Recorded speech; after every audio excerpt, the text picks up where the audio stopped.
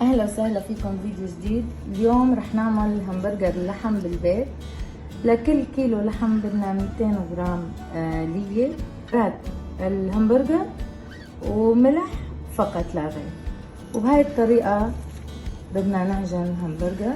اهم شي تكون اللحم مفرومة خشن، نعجنها كتير طريقة لطيفة، ما بدها يعني دعك قوي.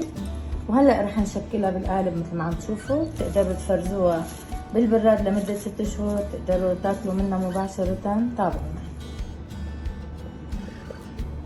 بنكور الهمبرجر بهاي الشكل، طريقة كتير لطيفة. الشكل تطلع بالقالب مثل الجاهز تماما، مثل المطاعم. اذا ما عندكم هيدا القالب تقدروا بغطاء اي مربان عندكم تشكلوها بالطريقة اللي بتحبوها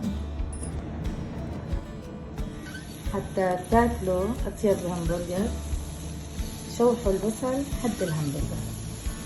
مثل ما قلنا اللحمة فيها ليه، فمو محتاجة المقلاية اللي كنت عم فيها تكون اهم شي تيفال او جريل نفس هاي، مو محتاجة لا زيت ولا زبدة ولا اي شي، بس بنحط اللحمة.